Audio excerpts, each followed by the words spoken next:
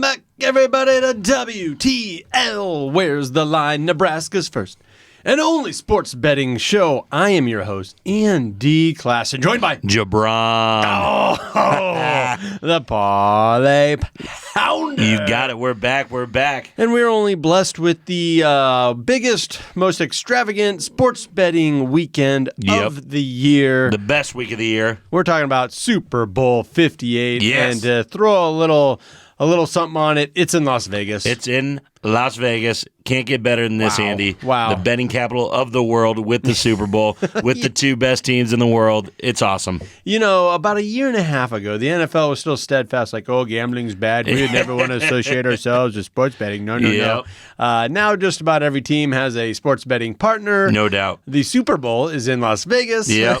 For the first time They're ever. full blown into it, and it's on every commercial, everything. It's every podcast that the players do now. They have to sit out of the betting part of it, but Right. it's still part of their podcast. It's crazy. Yeah. But FanDuel's But fine. FanDuel, yep. The It's official sports betting partner of the NFL. Yes, sir. So with that, we want to talk about the opening line, a little bit of the line Yeah. movement here, and then maybe we'll get into some of those fun props, those novelty props here got to. get things going on. So way back when, feels like forever ago. Yeah. I'm talking about January 22nd. That was a Monday. The line opened up at 2.5. San Francisco was your favorite. Yeah. A lot of people kind of raise their eyebrows thinking, really, San Francisco? Okay. Well, that following Monday got bet all the way down to 1. +1. Yeah. San Francisco is still your favorite. Since that time, since February 28th, that was a Monday, it has slowly got bet back up.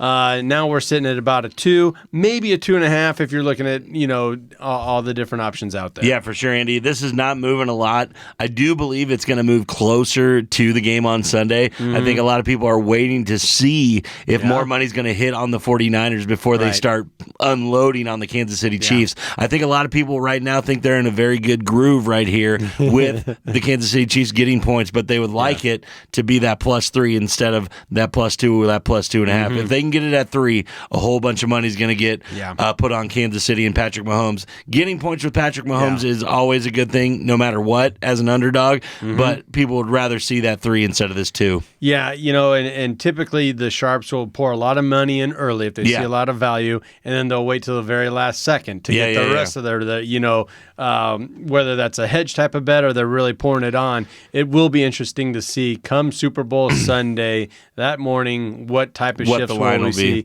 I wouldn't be surprised. I'm kind of with you on this one. I think it's going to tighten up even more. Yeah, for sure. I think you have a lot of sharps out there waiting for more and more San Francisco faithful, some more fans to maybe pour some money in on. Because if you're locked in on the 49ers, Just take the money line. Yeah. You don't need the -2, -3, all that kind of stuff. Just take the money line. It's pretty much the same bet straight across anyway. So if you're on the 49ers, put the bet in now. But if you're still waiting for some value on the Chiefs, maybe wait a little bit longer. But Maybe. it's gonna flip no matter what. It's gonna flip. you think So it's going to flip on all? Okay. I think it's gonna flip down to KC's way because I think people will not bet against Mahomes. Keep doing it. So we'll see. That's such a good point. It's like it negates everything. It really does. It's like the old, like half the Super Bowls over the last decade. Well, you bet against Tom Brady. Look out, it's not going to work. Another line that really hasn't moved at all. I've been keeping a close eye on this one has been that total. Opened up at 47.5. And I haven't seen much movement at all. In fact, I just opened up and all the books I'm looking at still have it at 47.5. Yeah, it's crazy, Andy. And that's why this line is so even because nobody can really tell who has the edge here. Right. Everybody says San Francisco 49ers has the bigger playmakers, but they don't have Patrick Mahomes. Kansas City has the better defense, but San Francisco has huge playmakers on the defensive side. So it really is just this really good game with two very good teams in it, Andy. Yeah. And you can just tell the over-under by the team totals, Andy, that we're going to get into. Both of the teams are locked in at 23.5. Yeah. Both of them. So you can go over-under on each team on 23.5. And that's going to, pretty much dictate how you want to go on the over-under. Do you want to go over with the Chiefs over 23.5? I believe that's probably the way it's going to be. Okay. I think both teams probably eclipse 24 points. So I like the over here, Andy. I really do. Well, San Francisco as an offense throughout the entirety of this season, and Brock's been there all season long. I don't believe he's had any traumatic injuries, dramatic injuries, or anything like that. They averaged 28 points per game. No doubt. And Kansas City averaged 22 points per game. Yep. You think you're going to see a little extra juice here for the Chiefs, even though they've won a couple games ugly, even in the playoffs. Yeah, they've been able to just get a touchdown, and a field goal lead, and then Andy Reid, he's more than confident in his defense, and he just has his offense go out there and basically play keep away. Yeah, for sure, Andy. I don't like this narrative like that Kansas City, didn't put up a lot of points last week or last game against the Ravens. Well, they didn't. And San Francisco's going to start slow again like they did against the Lions. This is the Super Bowl. This is all everything out on the table. I don't believe that either of these teams are going to start slow. I believe it's going to be a high-scoring game, and these teams are going to push each other really high. I like the over. I like over 47.5. Now, I wouldn't be surprised if Kansas City starts out really hot. Yeah. Maybe even scores first, and San Francisco tries to match that. I just don't know. Will Kansas City's defense allow the 49ers to move the ball? They haven't been really chewing up big yardage consistently throughout the playoffs. Yeah. So I mean, I see a moment for pause there for maybe an under bet here or there. Yeah. And that's exactly why you're seeing that line not move. You think over? I'm kind of leaning towards the under, maybe. Definitely my one lock of what we just said is the Kansas City Chiefs over 23.5. Yeah. I really like the Kansas City Chiefs to score 24 points for sure in this game. All righty. Do you want to get into some of these Let's do it. Prop bets? Some of the fun ones. I like the fun ones. We'll get a little serious down the road here and, give our real picks at the end of the game, at the end of the podcast here. I got a serious one for you. Let me hear it. Okay. Well, you remember last year Rob Gronkowski missed the kick of destiny? Yes, he did. Field goal? Yes. 25-yarder. I mean, that thing didn't even get off the ground. It was like a squib kick, right? Yes, it looked very bad. FanDuel Sportsbook is running it back. Okay. Talking about FanDuel and DraftKings tied into this. They're making a lot of money this week. They're running it back. Win a share of $10 million. Whoa. Woo! Do you think he's going to make it this time or not? The kick of destiny, do you think he's taking it serious at all? Do you think that he's even thought about this since last February? I hope he has. $10 million.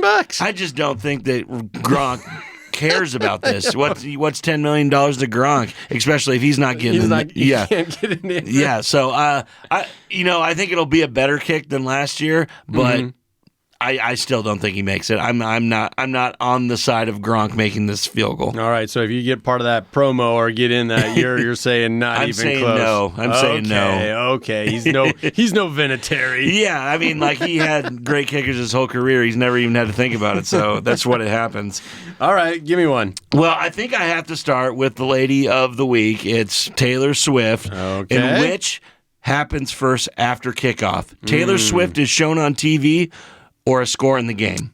What happens first? Does somebody score, or do we see Taylor after kickoff? Wow. Taylor Swift is in the lead right now with a minus 175 bet, and the first score is at a plus 130. Do we really think that the Super Bowl is going to let the score happen before we see Taylor after kickoff? No way. No way. They got to show her. That's a lock, right? Yeah, I think that's a lock. This is a lock after kickoff. They might show just the guy kicking it and then pan to Taylor Swift as the guy's catching the opening kickoff. They might have to. Yeah, they might have to. I don't know if anybody's going to be glued to the TV if Taylor's not. But I think this is a lock. I think it's an absolute lock. Minus 175, still pretty good value, Andy, with something that I think is going to for sure happen. Hey, the NFL now is part of Swiftie culture, so let's stay right there. Okay. Odds Travis Kelce proposes to Taylor Swift after the game on the field. Yes, is that a plus 820? No, is that a minus 2,000? Yeah, I mean, like, you really got to have some money that you're looking to, double up or, plus 820. Yeah, Are you thinking he's going to do it? No doubt. They have to win first. He's not going to be able to propose to her after they lose. That would be hilarious. That would be very good. They're out there celebrating, and he's proposing. That is such an on-brand thing for Travis Kelce to do. I think it's so much stuff that has to happen correctly for that to happen. Don't touch it. I'm not going to touch that Minus one with 2,000, my money. Get out of here. Yep, no, but I don't think so. Okay, I just saw that. Yeah, no, I mean, it's fun. It's fun to talk about. Last one that I wanted to talk about, Andy. Mm-hmm. It's kind of a fun one for me. Jersey number of first touchdown score over 22 and a half. Okay. You're Yep. Everybody's saying over because you got the big hammers with McCaffrey and Kelce. Yep. But you got in Kittle. Yep. Those are your three. Mm-hmm. But on the other side of the spectrum, you got everybody. Right. You got Pacheco. You got Mahomes. You got Brock. Ayuk. You got Ayuk. Number you got 11. Debo. Yeah. You got everybody else except for the two ones that get the majority of the touchdowns, obviously. Wow. It's a minus 110 bet either way. But I think you're getting way more value with the under here, Andy. I think you're getting way more value, way more players. Yeah. But you know how this goes. McCaffrey and Kelce are the red zone guys. Yep. And, people are going to hate me if I say under, but I really think you get way more value with the under, way more players. And, Debo can, take one to the house, Pacheco, hard running, and all that kind of stuff. So I'm on the under on that one. Most people would expect me to go with my boy Christian, but I believe he will score.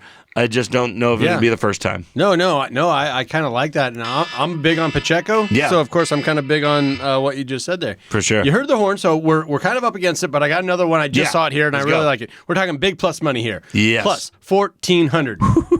Will there be an octopus? You know what that is? I do not. We're not talking about like a hockey game where they throw the octopus out on the field. Yep. We're talking about a player scoring 8 points in a row. Oh. It was the first time in Super Bowl history. It happened last year. Jalen Hurts ran in a touchdown, then he had the 2-point conversion. An octopus. He scored 8. Yeah. We have two quarterbacks that can move with their feet, especially Mahomes. Yeah. And if we're thinking this is going to be a tight, crazy game, we've seen this before where it's a quarterback rush to the end zone. Yeah. Well, we saw it last year. Mm-hmm. And then the 2-point conversion, a quarterback keeper. Yeah. So, I mean, McCaffrey could do that. Too. CMC too. There you go. Even Pacheco could Plus do it. 1,400. Even Kelce could do something like that. You know what I mean? Yeah. So, it is a little risk. I mean, but put $5-10 on it. Why not? Get a little return there. That sounds fun. I think I'll be throwing a little bit of money on that. That sounds fun. A little sprinkle. Good for I love sprinkle. that. The octopus. Yeah. All right. Well, let's take a minute to recognize one of our fabulous partners, and that is the Nebraska Brewing Company. And we got to talk about the pickle fight. Yes. And its glorious return. Spicy. Spicy pickle fight. This spicy variant was made for the bold, bringing a healthy amount of spice that is perfectly balanced with a zesty pickle flavor. For those that crave adventure, Spicy Pickle Fight is the real deal. I was just reading it. I didn't come up with that joke. No, it's a very good selling point, and if you're going to have a Bloody Mary on Super Bowl Sunday, this is the beer to do it. Don't go anywhere. This is WTL.